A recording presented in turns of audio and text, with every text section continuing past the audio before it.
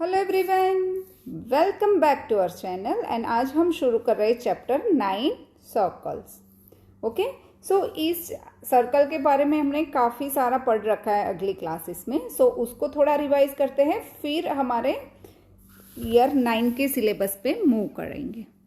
तो let's get start it.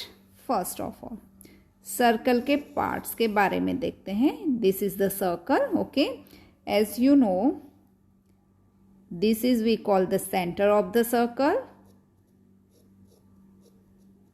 okay, center, इससे हम बोलेंगे नहीं बोलेंगे नहीं, ये सर्कमफ्रेंस ही है, हम उसे सर्कमफ्रेंस कहते हैं, राइट।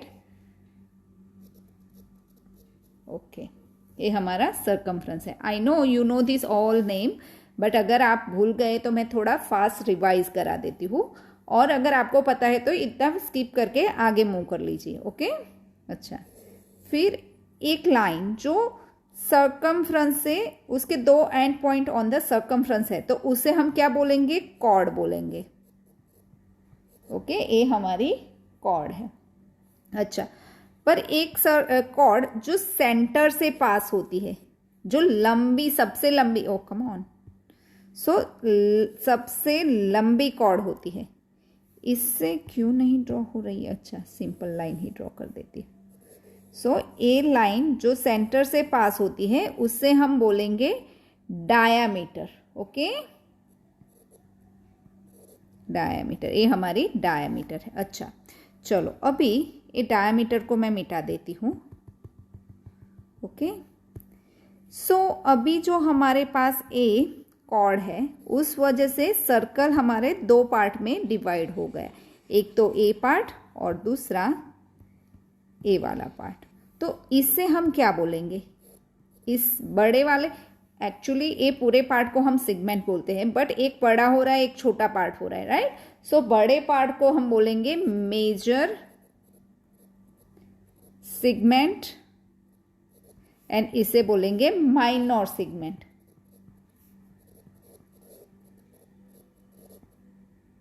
ओके, हो गए। अच्छा, अभी देखो ये आर्क है, from this point two this point, जो सर्कमफ्रेंस है यहाँ से, जो मैं रेड कलर से दिखा रही हूँ, उसे हम क्या बोलेंगे? उसे बोलेंगे आर्क। और वैसे ही ये जो यहाँ से यहाँ तक का जो रेड कलर से ड्रॉ किया हुआ है ना, उसे हम बोलेंगे माइनर आर्क, और जो ये ब्लू कलर हो रहा है ऑपोजिट साइड आर्क, उसे बोलेंगे मेजर आर्क। ओके, अच्छा, चलो अभी देखते हैं। आपको पता ही है कि बर्थडे में जब हम केक काटते हैं, या हमारा पिज्ज़ा कैसे कटता है? सेंटर से लेके दो रेडियस काटते हैं, राइट। इसे हम रेडियस बोलते हैं। I am sure you remember, but if you forget I just right here for you. So radius, ये दो रेडियस सेंटर से लेके सर्कमफ्रेंस की लेंथ को हम रेडियस बोलते हैं। सो अगर दो रेडियस में कट मारेंगे तो सर्कल का जो ए हिस्सा होगा उससे हम बोलेंगे सेक्टर।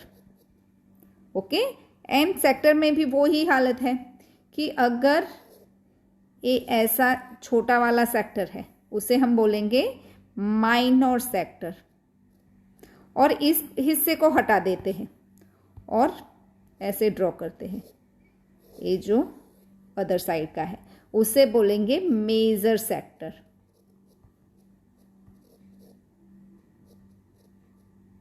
Okay, major sector.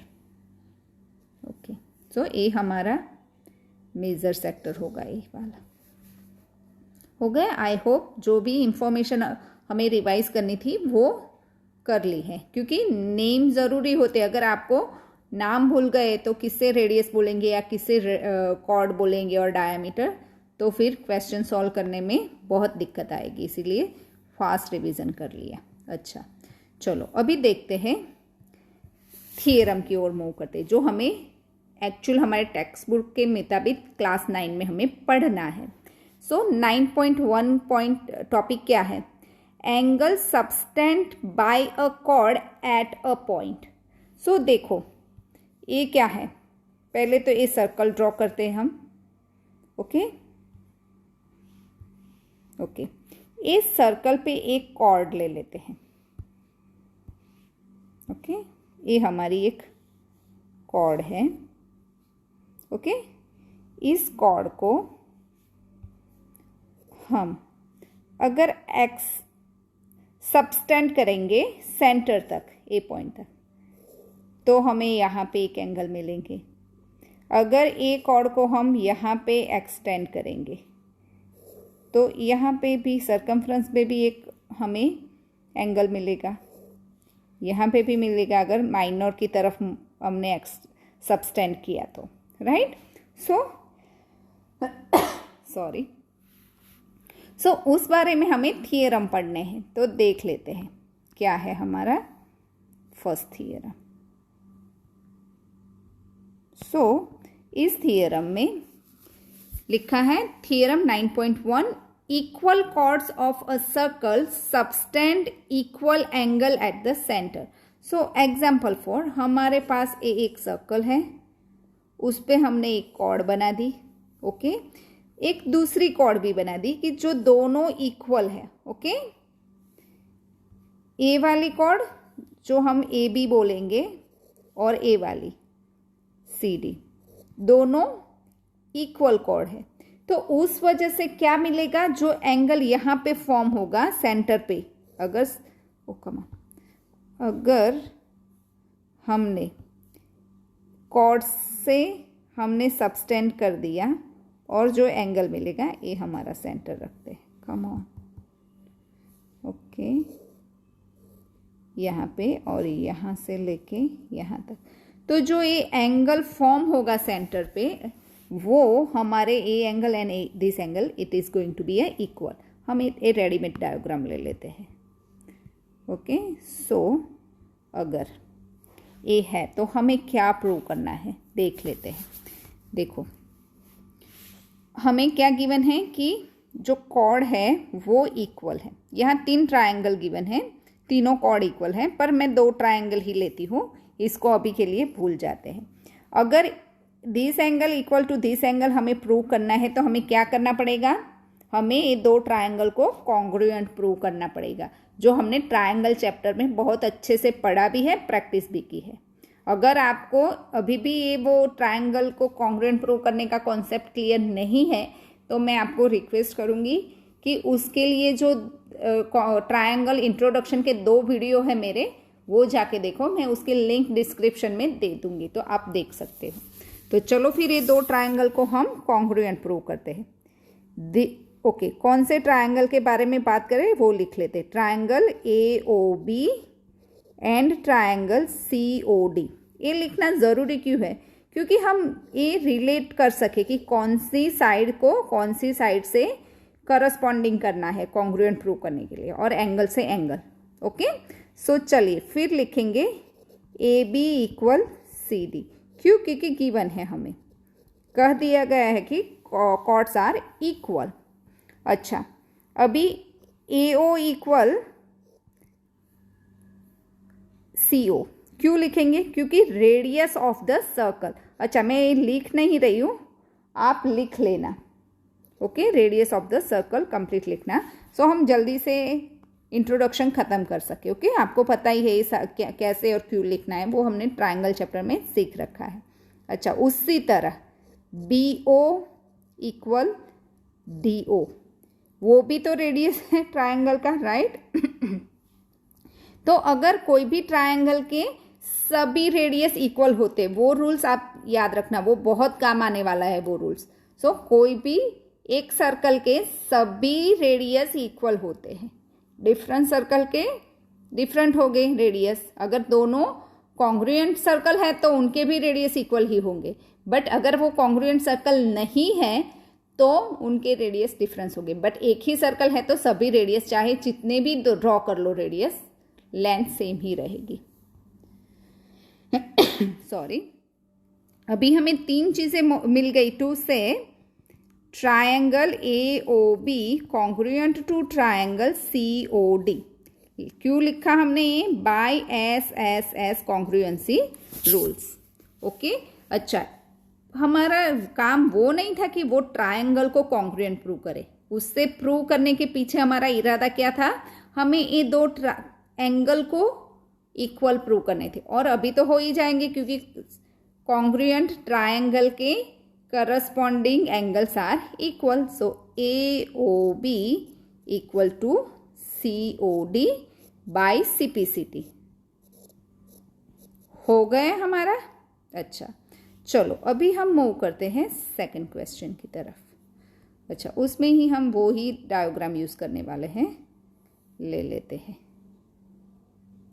अच्छा चलो फिर theorem 9.2, if the angles subtend by the chord of a circle at the center are equal then the chords are equal।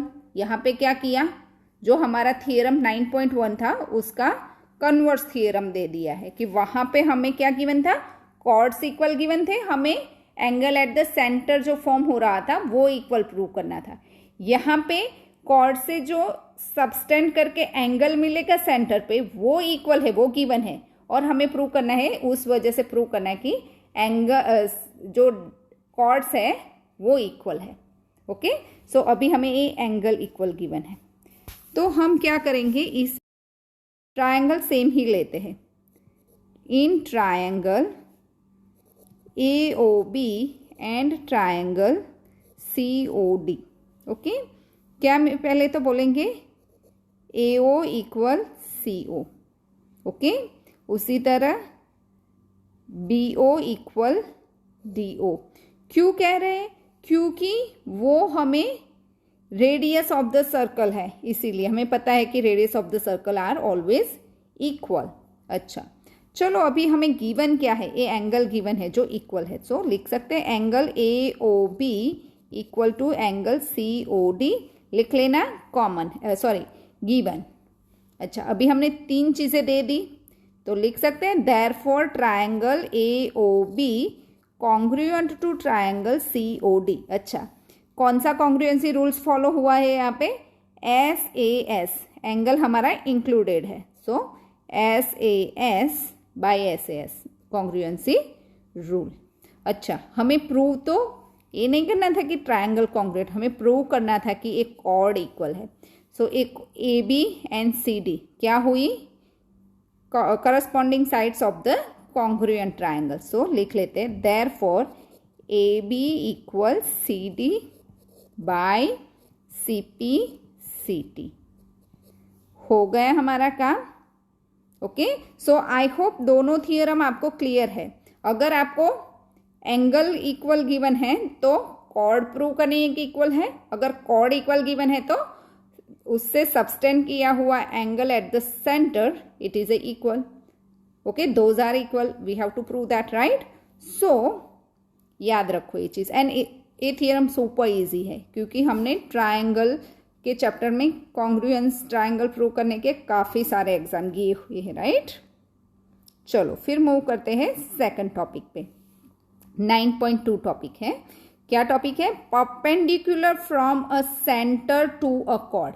अच्छा देखो ये थियरम में जाए उससे पहले ये टॉपिक को थोड़ा समझ लेते हैं, क्या कहने की कोशिश हो रही है यहाँ पे। देखो एक ये सर्कल है हमारे पास, ओके। अच्छा ये सर्कल में अगर सेंटर से, ये हमारी एक कॉर्ड है, ओके। सो अगर एक cord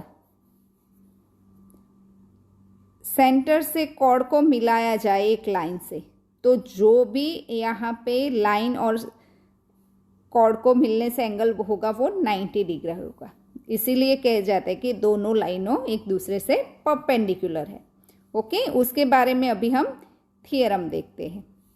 theorem 9.3, the perpendicular from the centre of a circle to a chord bisect a chord. अच्छा तो हमें गिवन क्या है, the perpendicular from the centre of a circle to a chord, so वो हमें गिवन है। अच्छा चलो फिर वो हमने डायग्राम खुद से ही ड्रॉ करना है तो ड्रॉ कर लेते हैं। ये हमारा सर्कल है, अच्छा ये हमारी कॉर्ड है, और ये सेंटर से लेके कॉर्ड तक की लाइन, ओके। सो देख लो यहाँ पे हमें 90 डिग्री एंगल गिवन है कि परपेंडिकुलर, ये लाइन परपेंडिकुलर है कॉर्ड को, परपेंडिकुलर है तो 90 डिग्री एंगल फॉर्म होंगे दोनों तरफ। ये हमें गिवन है। हमें प्रूव करना है कि इस वजह से ये जो लाइन है, हम लाइन को नेम देते हैं ए बी, जो ए बी लाइन है वो बाइसेक्ट हो रही है, इसके ये तो हिस्से हो रहे हैं ना, वो इक्वल है, वो हमें प्रूव करना है। तो हम क्या करेंगे, देखो ये दो ट्रायंगल मिले ना, उसे कॉन्ग्रुएंट प्रूव कर देते हैं और सुपर इजी है। यहाँ पे ये दो एंगल तो उसके हमें गिवन है, इसे नाम देते हैं एम और this is our O. So O M तो कॉमन है दोनों ट्रायंगल की, ओ से लेके ए एंड ओ से लेके B, it is a radius of the circle, so those are equal. And a angle हमें गिवन है 90 degree because it says the perpendicular. Clear? So हमें क्या मिला, राइट एंगल मिला, ए हमारा हाइपोटेनियस होगा और ए हमारी साइड। सो आर एच एस के अंडर कॉन्ग्रुएंट प्रूव हो जाएंगे। तो लिख लेते हैं AO equal BO, radius of the same circle. अच्छा, MO equal MO because it is a common. आप लिख लेना, मैं लिख नहीं रही हूँ। अभी लिखते हैं angle AMO equal angle BMO। क्यों? क्योंकि गिवन है। देयरफॉर, अच्छा कौन से ट्रायंगल के बारे में लिख रहे थे हम, in triangle AMO and triangle BMO। So therefore triangle AMO congruent to triangle BMO, okay, by कौन सा रूल्स, RHS। ओके, अच्छा आप पूरा लिखना, थियरम है तो मैं थोड़ा फास्ट जा रही हूँ इसीलिए। ओके, अच्छा फिर अभी हमें ये क्यों कॉन्ग्रुएंट प्रूव किया, क्योंकि हमें ये साइड्स दोनों को इक्वल बाइसेक्ट कर रही है लाइन, वो प्रूव करना था, राइट। सो अब लिख सकते हैं therefore AM equal BM by CPCT। Okay, therefore chord bisect by the OM, वो भी लिख सकते हैं। ओके, चलो फिर मूव करते हैं नेक्स्ट थियरम में। अच्छा सॉरी, थियरम 9.4, वो कन्वर्स थियरम है 9.3 का। देख लेते हैं। The line drawn through the center of a circle to bisect a chord is a perpendicular to the chord. So पहले हमें गिवन था कि लाइन परपेंडिकुलर है कॉर्ड से, सेंटर से एक लाइन ड्रॉ की है, वो कॉर्ड को मिलती है वहां पे परपेंडिकुलर है। सो दैट हमको प्रूव करना था कि इस वजह से जो कॉर्ड होगा वो दो इक्वल पार्ट में डिवाइड होगा। अभी गिवन है कि एक लाइन जो सेंटर से पास होती कॉर्ड पे इंटरसेक्ट होती है, वो लाइन कॉर्ड को दो इक्वल हिस्सों में डिवाइड कर रही है। तो प्रूव करो कि वो 90 डिग्री एंगल फॉर्म करेगा। परपेंडिकुलर है मतलब कि कॉर्ड और जो सेंटर से लाइन होती जा रही है, वो दोनों जहां पे भी इंटरसेक्ट करती है वहां पे 90 डिग्री हो रहा है, वो प्रूव करना है परपेंडिकुलर मीन्स। सो चलो देख लेते हैं, डायग्राम ले लेते हैं, यहाँ पे ड्रॉ किया हुआ है। सो देखो, ये हमारी कॉर्ड AB है, ये लाइन जो सेंटर से होती हुई कॉर्ड पे M पॉइंट पे इंटरसेक्ट कर रही है। तो कहा जा रहा है कि this length equal to this length, वो हमें गिवन है। हमें प्रूव करना है कि यहाँ पे 90 डिग्री का एंगल फॉर्म हो रहा है। तो चलो फिर लिख लेते हैं। क्या करेंगे हम, ये हमारा कॉमन लाइन हम प्रूव है, ये हमारे रेडियस है, and AM to BM it is a equal already given है हमें यहाँ पे, because it is a bisect a cord.